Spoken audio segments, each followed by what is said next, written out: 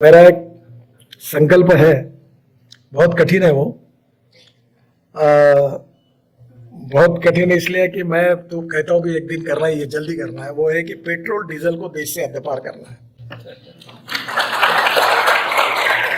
मैं e vehicle, ethanol, methanol, biodiesel, bio LNG, bio CNG, इस पर बहुत काम करता हूँ। और मेरा ये मान्यता है कि diversification of agriculture towards energy and power sector. Ladakh Leh में पहाड़ी पर लोग रहते हैं, तो मैं एक आईआईटी का, ये शायद आपके मुंबई आईआईटी के होंगे, वो पता नहीं मुझे, गोवा में है। उन्होंने एक छोटा सा फेनिकुलर रेलवे बनाई है, तो मैंने उनको बुलाकर वहाँ के गवर्नर के पास भेजा। और अब वो मैंने कहा कि एक पायलट प्रोजेक्ट तुम बनाओ, विदेशी कंपनी के बजाय मैं आपको काम देता हूँ, एक पायलट प्रोजेक्ट बनाओ। अगर सक्सेसफुल हुआ तो मैं 1200 करोड़ का आपको काम दूंगा, 30-40 प्रोजेक्ट का। तो ऊपर के ऊपर जाने के लिए उसने ऐसा डिजाइन तैयार किया है कि उसमें भेड़ बकरी भी जा सकती है, टू व्हीलर भी जा सकता है और नीचे लोग भी बैठ सकते हैं, और ऊपर में ऐसी जाएगी वो। तो वहाँ के लोगों का जीवन ही बदल जाएगा। नहीं तो इतना डीजल से इतना टाइम भी लगता है और तकलीफ भी होती है। तो अब बहुत जगह mass rapid transport on electricity. अभी बंगलोर में मैं गया था, इतना बंगलोर में ट्रैफिक जाम है, इतना पोल्यूशन है। तो मुख्यमंत्री को मैंने कहा कि मैंने हमारे यहाँ एक प्रेजेंटेशन रॉफल मेयर करके कंपनी ऑस्ट्रिया की, वो हवा में चलने वाली डबल डेकर बस थी, मुंबई में ऐसी चाहिए। और वो बनाने के लिए हम लोग स्टडी कर रहे हैं। तो वो डबल डेकर बस है, 200 लोग ऊपर के ऊपर हवा में जाएंगे। जैसे ये पवे के पहाड़ से ऊपर निकल के नरीमन पॉइंट तक ऊपर के ऊपर जाएंगे, तो ये एकदम आपको आसानी होगी, समय बचेगा। तो ये जो नई नई टेक्नोलॉजी आई है ट्रांसपोर्ट सेक्टर में, उसमें आपकी मदद चाहिए। मैं कुछ दिन पहले मुंबई आया था। मुंबई में मैंने डबल डेकर इलेक्ट्रिक बस की शुरुआत की। अब आपको तो इलेक्ट्रिक में हमारे देश में 1.5 लाख बसेस हैं, और इलेक्ट्रिक की बस, अभी डीजल की बस जो बेस की चलती है उसकी पर किलोमीटर कॉस्ट 115 रुपये पर किलोमीटर है। और इलेक्ट्रिक बस जो 5,500 बसेस का हमने भी टेंडर बुलाया था, उसमें नॉन एसी बस का 39 रुपीज पर किलोमीटर और एसी बस का 41 रुपीज पर किलोमीटर। अच्छा, डीजल के बस में डीजल की चोरी होती है, इलेक्ट्रिक बस में चोरी करने का कोई चांस नहीं। अच्छा, टिकट के भी सिस्टम को ऐसा बना दिया है कि एक तो मोबाइल फोन पे या कार्ड पर, तो वो टिकट कंडक्टर कभी टिकट काटता ही नहीं था, वो जेब में पैसा रखते था। तो सब लॉसेस में है।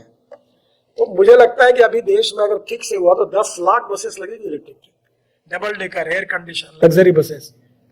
अब धीरे धीरे उसके चार्जिंग के, मैं जब पहले ये बात करता, लोग बोलते थे रास्ते में गाड़ी बंद हो गई इलेक्ट्रिक की तो कैसे करेंगे, तो दुनिया भर के सवाल पूछते थे। अब कोई नहीं पूछता, अब वो सक्सेस हो गया। अभी हमारे देश में टाटा के इलेक्ट्रिक कार के लिए 1 साल की वेटिंग लिस्ट है।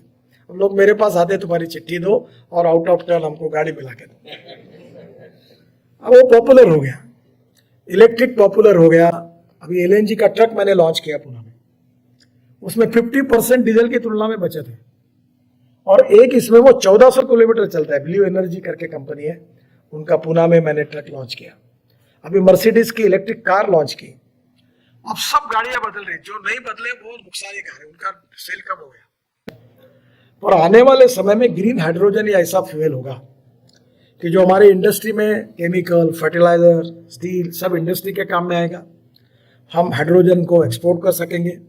हमारी बसेस आ गई है, मेरे पास कार है हाइड्रोजन की दिल्ली में, उसका नाम है मिराई। जापान में मिराई का अर्थ होता है भविष्य, फ्यूचर। इतनी सुंदर कार है कि मर्सिडीज जैसी कंफर्टेबल है। और मैं हाइड्रोजन भर के फरीदाबाद से इंडियन ऑयल लेबोरेटरी से लाता हूँ, बहुत सुंदर है। और अभी मेरे पास फ्लेक्स इंजन की भी कार है टोयोटो की, जो 100% बायो इथेनॉल पे चलती है। मेरी आग्रह पर बजाज, टीवीएस और हीरो, इन्होंने मोटरसाइकिल और स्कूटर तैयार किए 100% बायो इथेनॉल पर। और ये बायो इथेनॉल में ऐसा है कि 1 litre petrol equal to 1 litre 300 ml of ethanol, क्योंकि इथेनॉल का माइलेज थोड़ा कम मिलता है। तो एक बार मैंने देखा ऐसा, तो रशिया में कुछ रिसर्च हुआ था, तो मैंने उन साइंटिस्ट को बुलाया और इंडियन ऑयल के चेयरमैन वैद्य और पेट्रोलियम सेक्रेटरी को बुलाया, मिनिस्टर को भी बुलाया। मैंने कहा ये माइलेज सेम होता है पेट्रोल लेवल। तो मुझे राम कुमार करके, उन्होंने बहुत अच्छे साइंटिस्ट हैं, इन्होंने अभी एल्यूमिनियम एयर टेक्नोलॉजी पे भी रिसर्च किया है। तो उन्होंने कहा कि सर ये अच्छी आइडिया है पर मुझे असंभव लगती है। तो मैंने कहा ये इनका सुन लो, प्रयोग करो, गाजर की पुंगी है, बच सकती तो बजाओ, नहीं तो खा लो और छोड़ दो। आपको ताज्जुब होगा, 3 महीने के बाद उन्होंने मुझे रिपोर्ट दिया कि ये सक्सेसफुल है। तो अभी इथेनॉल का माइलेज पेट्रोल के बराबर है। इथेनॉल का 60 रुपये लीटर और पेट्रोल 110 रुपये लीटर। तो ग्रीन फ्यूल है, पोल्यूशन नहीं के बराबर है।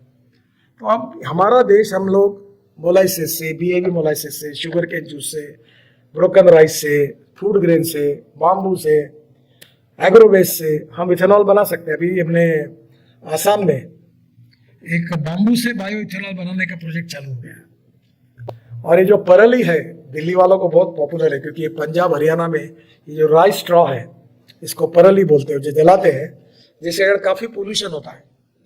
बहुत पीछे पड़ा था, तो अभी पानीपत में इंडियन ऑयल ने एक फैक्ट्री शुरू की है।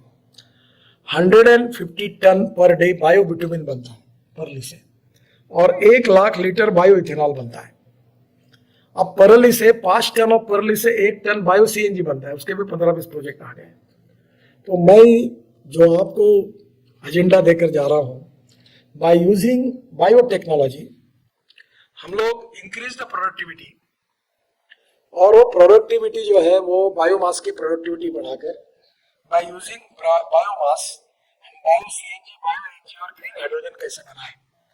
और हमारा किसान में हर जगह पर कुआं है, किसान के घर में तो पानी है, वहाँ godown pre cooling plant cold storage डाल देगा, तो उससे उसको पावर, सोलर पावर मिलेगी, और वहीं से इलेक्ट्रोलाइजर लगाकर ग्रीन हाइड्रोजन तैयार करेगा, तो उसका एक गैस स्टेशन तैयार हो जाएगा।